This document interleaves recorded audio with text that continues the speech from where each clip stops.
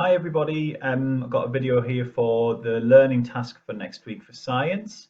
So this is a lesson all about the life cycle of plants, and in this lesson we'll go through a quick recap on the different parts of a plant and the sort of functions of them, and then we'll also look at how plants reproduce and the life cycle, so kind of start and end point for a plant.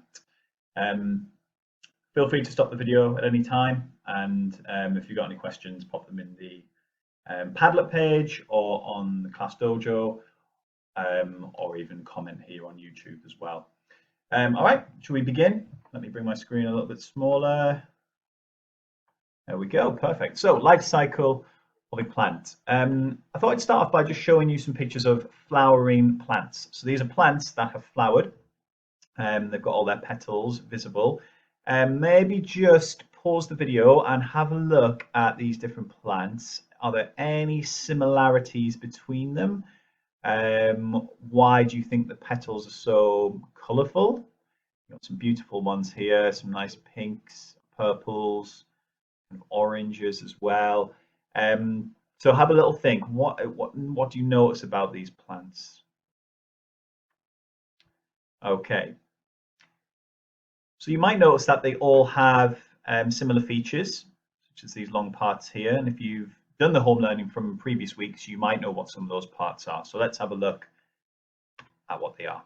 So this is a diagram to show us the parts of a flower. And I'll just point out some of the main ones that we're going to be looking at today. So firstly, you can see the petals on the outside, something we're probably quite familiar looking at and seeing. Usually quite beautiful, bright, colourful, and there is a reason for that. So we'll come on to that a little bit afterwards.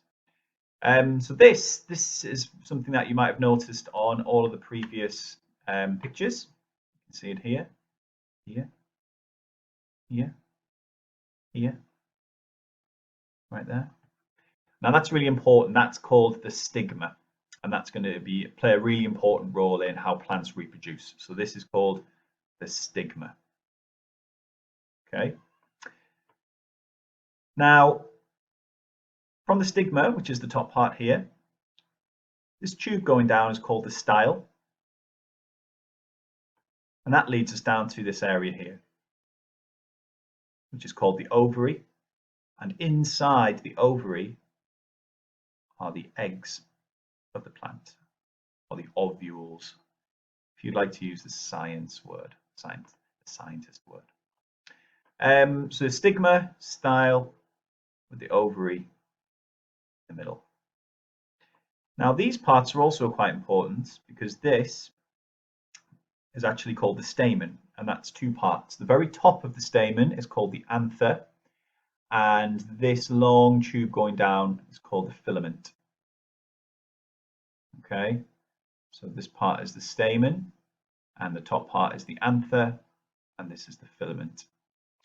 Now these are the reproductive organs of the plant, so they'll allow the plant to grow, to send pollen off to other places to make new plants, basically.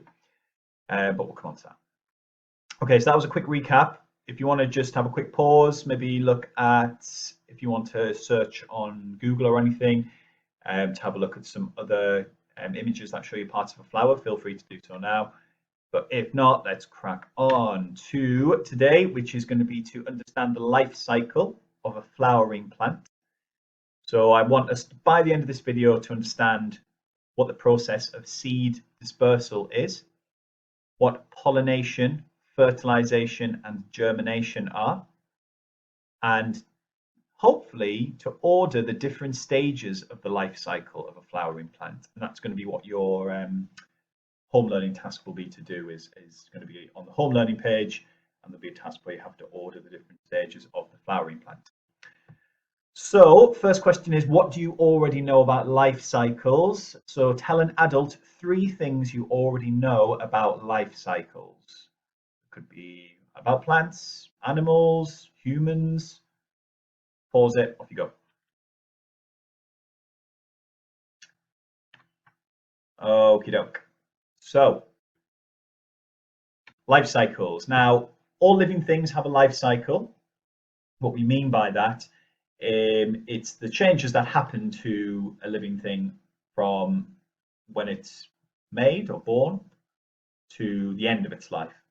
So the life cycle of a flowering plant shows the changes that happen to the plant over its lifetime. So from the moment you plant that seed to when the plant dies. Now the main stages of the life cycle of a plant are these, and there are 5 main stages. The first is what we call germination. The second is growing and flowering. The third stage is pollination. The fourth stage is fertilization and seed formation. And the final stage is seed dispersal. So let's find out more about what happens at each stage. So this is one of our big science words that we're going to need to learn, and this word is germination. Now, germination is when a seed actually begins to grow.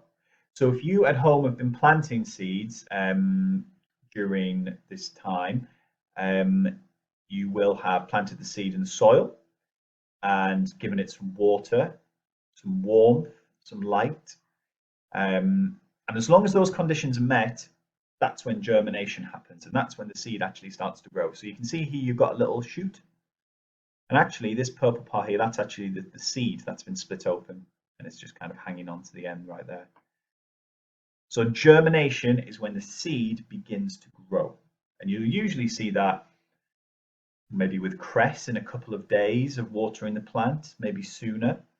It depends, but remember you do need those 3 things: light, water and warmth for it to germinate.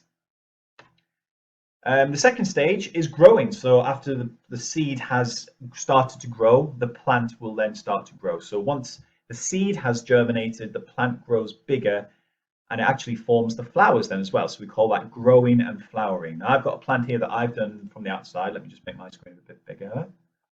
There we go. So I've got some fuchsia plants.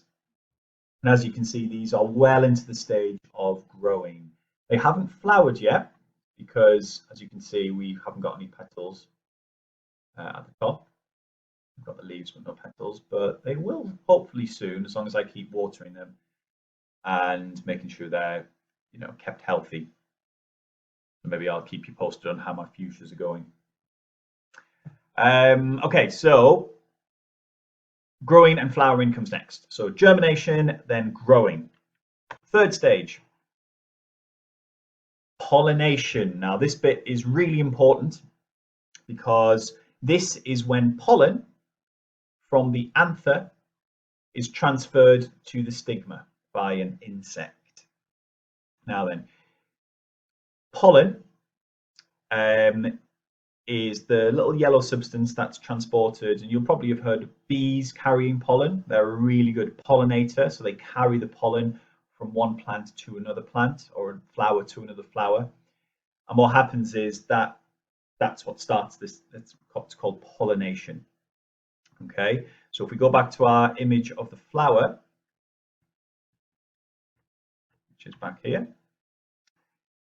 So as you can see here, this is the anther. And what will happen is, busy bee will come along, take the pollen, and maybe fly to another plant or a flower. And then what will happen is he'll transfer that pollen onto the stigma, this bit at the top here. In fact, I did have a little animation. There he is. There's Mr. Buzzy Bee. Comes along with the pollen already attached to him, and he drops all that pollen off onto the stigma. As you can see, a sunflower, quite a big stigma.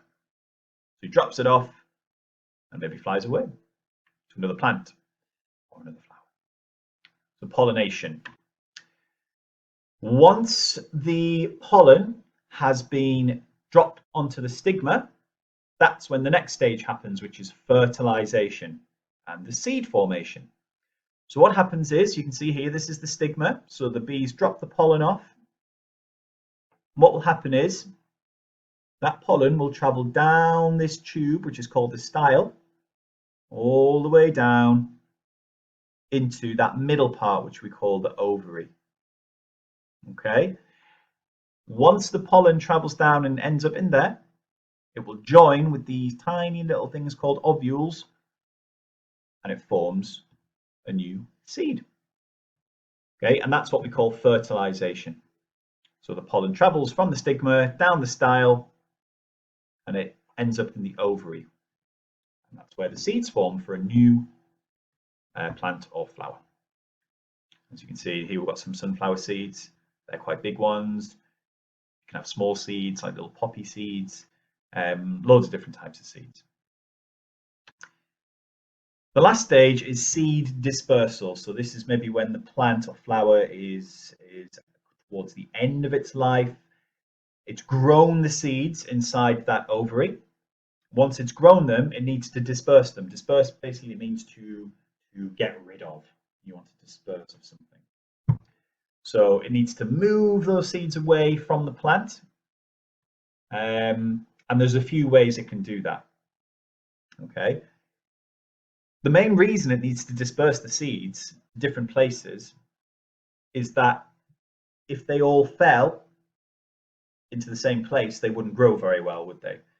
So there's lots of different ways that you can disperse seeds. Okay, so here are some of the most obvious ones. Maybe pause the video and have a chat with an adult. What different ways can you see that the seeds are being dispersed or taken away from the plant? Okay, so we've got firstly this one here, so it's a coconut tree, and here the water is taking the coconuts to somewhere different. So it's the water is being used there. Here we've got a dandelion, which you've probably got lots of in your gardens, or you see them out and about all the time. We always blow them, and if you catch one, you can make a wish. And that's the wind, or when we blow them. So the wind is carrying those seeds. When we blow the dandelion, all those seeds travel far away. So here we've got shaking. So this is a plant which has been shaken, and all of the seeds dispersed through that action of shaking. Here we've got some animals helping out. So birds are really good for dispersing seeds. So here they're eating the little berries, and those berries will contain seeds, and it'll eat them, and then it'll fly away, and then it'll poop them out, and those seeds will be somewhere new. So the seeds can grow there as well. Here we've got something we usually see in the autumn. So this is a conker, and what's happening here is that they drop, and when they hit the floor, they crack open, and they could bounce to different places. Here we've got peas, and actually some special types of peas, they actually burst, they pop out, and they send their seeds flying. I'll try and find some links to some good videos on that, because there are some pretty good ones that you can see. And also animals can help us by carrying the seeds elsewhere. So you've got here a sheep. Sheep might be grazing in the field, and then it might carry the seeds elsewhere to grow in a different place. So yeah, lots of different types of seeds. So there's a little challenge for you, maybe with someone in your family, to act out a method of dispersal. So work together to act it out. So one of you could be the seed, one of you could be the plant, maybe someone else in the house could be an animal or another character, depending on the one you want to act out. So choose one of these and have a go at acting it out. Maybe you're going to be a plant like this, and you're going to shake the seeds off, or maybe you're going to be a dandelion, and you're going to have your partner being the wind, and it's going to blow the seeds elsewhere. Or maybe you're going to be a bird, and you're going to come on and nibble those berries and take the seeds off. So have a go at acting it out, and maybe take a video or a picture, put it on the Padlet, pause it there, have a go. Okay, so a little activity for you to do. So this will all be on the home learning page for this week. Sorry. So there's 3 worksheets, and they're all within one document. You can choose your level of challenge. So 1 star is the easiest, 2 stars a little bit harder, 3 stars is the hardest. So have a think about what are the different stages of the life cycle. If you want to replay the video, you can. What happens at each stage? Can you put them in the correct order?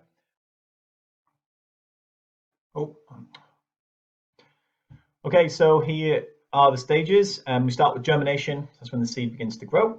You've then got growing and flowering, so the plant gets bigger and forms a new flower. We then have pollination, which is where the pollen from the anther lands on the stigma and travels down that tube called the style. Once the seeds travel down, that's when fertilization and seed formation starts. That's when the pollen joins with the ovule and a little seed starts to form. And then finally, the seeds get dispersed, and that's when they're moved away from the parent plant. Okay, so hopefully by the end of this video and the end of this learning, you've understood what the stages of the life cycle of a flowering plant are. So hopefully we can understand what seed dispersal is. We understand what pollination, fertilization, and germination are. And also we can order those different stages. So we can put them in order from 1 to 5. Don't forget it's a cycle, so it always starts again each time. Okay. Thanks very much for listening. If you've got any questions, feel free to send them through. And don't forget to put any learning on the Padlet, which is linked on the Class Dojo and on the website. And keep checking them for more videos. Thanks very much for listening. Bye-bye.